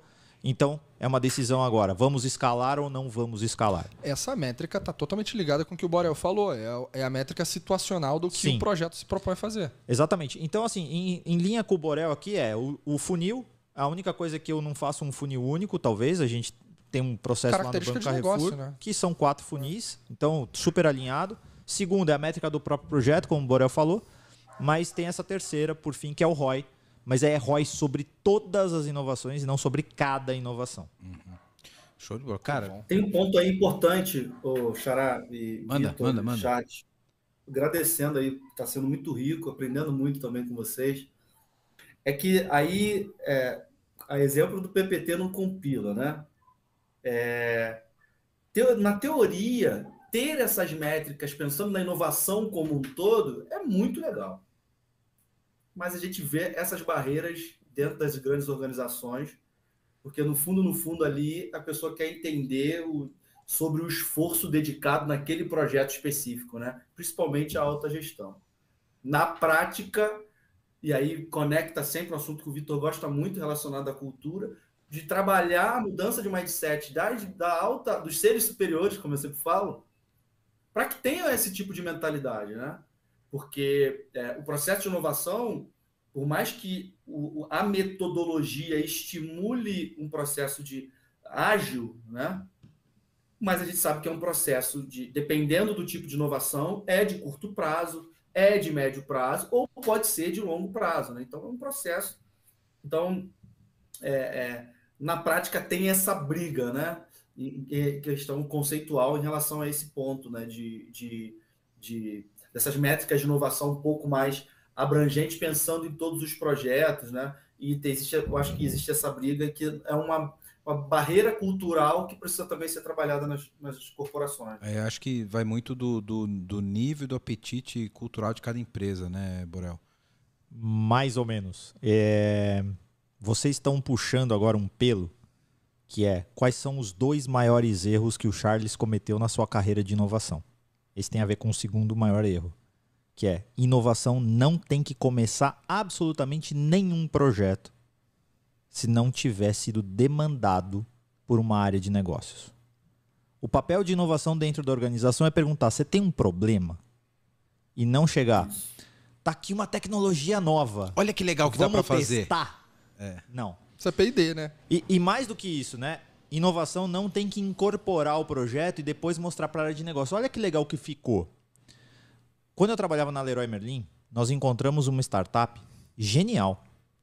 Chamava Arquiteto de Bolso. Era de uma startup chamada YouPick. Essa história é boa. Cara, os caras montam para você online. Você chega na loja, você tem lá o Arquiteto de Bolso, você chega na loja e você fala assim, puta, eu quero fazer um banheiro, eu quero fazer uma cozinha. Os caras montam um ambiente virtual para você em até 2 horas. E você sai com a lista de compra de tudo que você precisa para fazer o ambiente do jeito que foi projetado pelo arquiteto que ouviu a tua necessidade ali. Cara, faz todo sentido pro negócio da Leroy Merlin. Mas eu incubei esse projeto em inovação. Quando eu fui entregar para a área de negócios, aí vieram as barreiras. Eu não fui envolvido, eu não sabia. Devem existir outras empresas que também fazem isso e por aí vai. Então, a YouPick e o projeto Arquiteto de Bolso foi escalado, foi rolloutado na Leroy Merlin de Portugal, mas nunca na Leroy Merlin do Brasil. Simplesmente porque o processo começou por inovação e não pela área de negócios falando com a área de inovação. Então, o papel da área de inovação é, você tem um problema? Eu estou aqui para te ajudar a resolver. Foi muito do que o Borel falou bem no começo do episódio, né? De pegar um problema da área de negócio e devolver isso como um problema resolvido, né? E não você... Co-construído, não resolvido. Co-construído com a área de inovação, com a área de negócios. Perfeito. Quero até dar uma indicação aqui. A gente... Aí acho que é uma questão do brasileiro. Eu gosto muito, a gente valoriza muito os gringos, né? E eu acho que eu gosto de sempre trazer menção também de boas referências brasileiras, né? Tem um livro, cara, que é um livro meu de cabeceira chamado Fazendo a Inovação Acontecer, do Rivadavia Drummond, né? E aí conecta um pouco com isso que eu estou falando, né? Tem uma parte desse livro que ele cita fatores que atrapalham esse processo de implementar essas estratégias de inovação. E aí ele traz aqui, tem uma parte que ele traz 12 fatores. A maioria dos fatores está relacionado às questões relacionadas à alta gestão. Então, acho que é um ponto que acho que daria um outro podcast. Eu já estou pensando que a gente tem que fazer uma de inovação aberta com esses caras. Tem que fazer. Eu sempre gosto de fazer um episódio mais geral sobre o assunto, como a gente fez de inovação. E a gente vamos afunilar, vamos descer. Inovação aberta no metaverso. Porra, aí chama os caras de filosofia. Vamos chamar os caras da filosofia. Nossa, de novo aí, com esses aqui. Mas aí vai ter que beber todo mundo desde o começo. Aí tô ferrado, porra. Aqui, ó. Esse conceito... Só pra verificar aqui, ó, divergência entre interesse em alta administração e os objetivos da estratégia. Você tem sobre discussões sobre alocação dos recursos, é um dos 12 fatores que aí entra. Não tem como não falar disso se não fala de um projeto específico. Então, no final do dia, ele quer saber assim, cara, mas quanto que gastou? Qual o nível o esforço daqueles recursos que foram disponibilizados lá, que está ligado a um projeto específico, né? Então, centralização das decisões. Então, acho que isso aqui dá uma outra pauta, mas que, teoricamente, é muito interessante isso que o Charles falou, mas existe sim essas dificuldades que normalmente acontecem nessa outra camada e que precisa ser conversado, né? Tentar, de alguma maneira, mostrar essa perspectiva que eu concordo que o Charles colocou, mas que no dia a dia a gente vê isso em muitas empresas que estão nesse processo com essas dificuldades, né? Então, Eu só trouxe só como uma referência e uma referência também do livro aqui que eu Não, dou pra muito, vocês. muito legal a referência. Assim, quem sou eu na fila do pão agora para discordar de um outro autor? Mas eu sou muito naive, assim, eu sou um cara muito otimista. Então, assim, no meu livro vocês vão encontrar os 8 elementos que habilitam a inovação e não os 12 que jogam contra. Aí depois a gente pode sim aí fazer uma discussão sobre os 12 versus os 8 para ver. Não, mas eu acho que é bom saber os dois, né? Isso, é. Leia os 12 e depois leia os 8, né? É isso, tá dada a dica aqui, 2 livros então para vocês lerem. O que tá Muito claro disso é que é mais difícil você emperrar um negócio do que, talvez, mais difícil você habilitar. São 8 pra fazer a coisa acontecer, cara. Não são 12 pra barrar. Exatamente, É? é isso aí. Muito bom, cara. Vamos fazer mais um. Tem que. Vamos fazer mais um e vocês já estão convidados aqui para fazer a parte 2 desse episódio. Hashtag inovação contínua. Inovação contínua. Muito bom. Boa. Já vou partir aqui pro finalmente. Já agradecer aqui a presença desses dois monstros aqui. Que aula, né, velho? Porra, eu tô Dois professores, né, eu tô acostumado a fazer if-else, velho. Agora, olha a aula. Olha a Do aula que eu Wiley. tive. Do Wiley. Porra, velho. Eu saí daqui outra pessoa, velho. Eu tô acostumado a fazer daily, tá sacanagem. Eu ia te zoar, falar que você tá acostumado a colar post-it. Porra, já foi essa época, cara. É verdade, agora não é mais post-it. Isso aí é da né? época que eu brincava de colar post-it com o Borel, a gente lá no Verdade. jardim. É. Bom, pra gente fechar aqui, eu queria vocês rapidamente dessem uma dica pra quem tá ouvindo a gente. O cara que tá ouvindo lá fala, porra, eu queria incentivar mais aqui a inovação na minha empresa, independente da posição, do cargo, eu gostaria que isso deslanchasse um pouco mais aqui. O que ele poderia fazer? Quem que ele procura? Para quem ele chora? Para quem ele liga? Qual o e-mail? Aí é demais, né? Mas o que ele poderia fazer, Charles, na tua opinião? Cara, eu tenho uma frase que eu uso para incentivar a inovação em qualquer lugar, que é a tua última melhor experiência define a tua próxima expectativa. É basicamente isso. E ainda cara. é bonito a frase. Você gostou? É Gostei, profundo. cara. E ainda é profundo. Ainda. Cara, a gente está vivendo experiências a todo momento. A gente está aqui gravando um podcast dentro de um bar, restaurante, etc. Como é que está a experiência de serviço aqui? Tem algo que chamou a atenção aqui que poderia depois ser replicado no nosso negócio? Então, você está tendo fontes de inspiração a todo momento. Você está vivendo experiências a todo momento. A tua última melhor define a tua próxima expectativa. Leva isso para dentro da empresa. Começa a transformar o teu negócio, a tua área. Começa a transformar as pessoas que estão ao teu redor baseado nisso. Acabou. Você tem o elemento que você precisa aí. Muito bom. Borel, o que você diria para o nosso ouvinte que quer inovar? Cara, eu poderia dar umas várias dicas com base na minha experiência bati já muita cabeça também, né, dentro desse meu período trabalhando com tecnologia, inovação e tal. Mas, cara, a dica que eu daria é promover a colaboração. Eu acho que se você tem muita dificuldade dentro da organização que você atua, começar talvez por esse processo de trabalhar as questões relacionadas à colaboração, transparência com o time, né? A gente, às vezes, como liderança, a gente quer ficar subestimando, né, as pessoas, e a gente está muito mais ligado à questão de comportamental, que é um grande começo, né? Trabalhar a colaboração com muita transparência, empoderando as pessoas.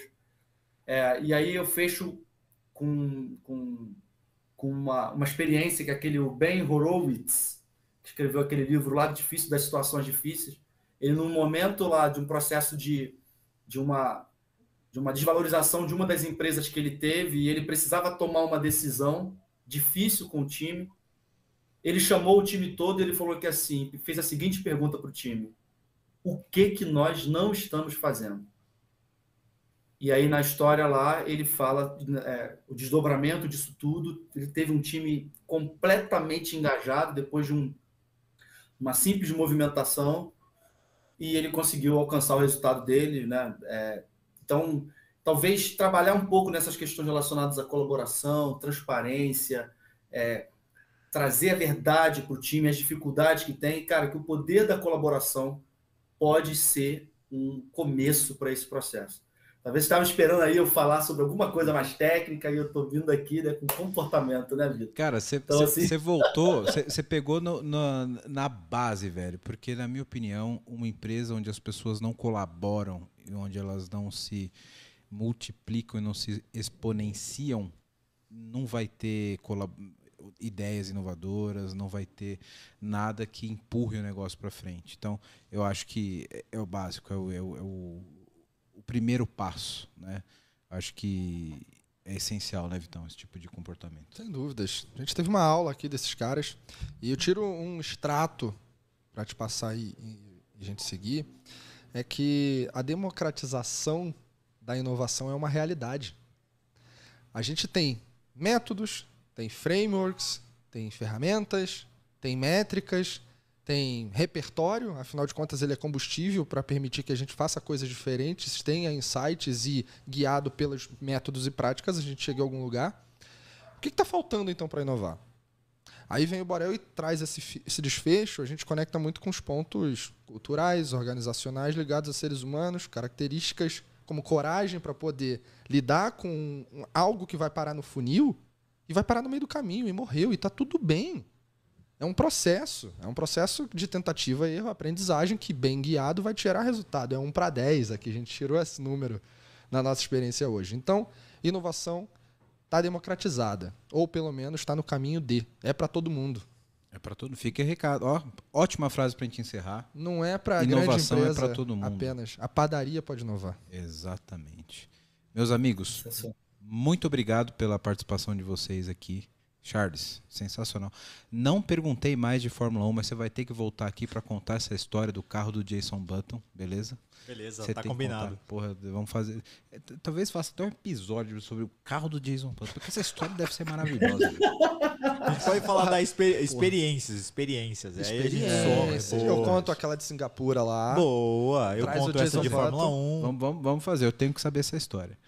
Eu tenho que contar a parada do Uber, lembra? Que eu tô Parada devendo do desde Uber, verdade, precisa contar, tá devendo aqui pros nossos ouvintes. Todo mundo deveria colocar por ano uma linha a mais no seu currículo e uma experiência para contar pros amigos numa mesa de bar. Isso é verdade. Uma vez por ano você Pelo tem que menos fazer uma, isso. né, cara? Uma Pelo linha menos. de Porra, currículo. olha aí. Tem razão. Vocês já podem Olha a falar para os amigos de vocês fora aqui da nossa realidade, já que somos todos amigos também. Vocês já podem falar, caralho, passei lá no PPT no Compila, puta experiência, Aí, né? ó, Não? é isso, Aí, é ó, uma já experiência. adiciona. Já vivi uma experiência do ano já. Pronto. Muito bom.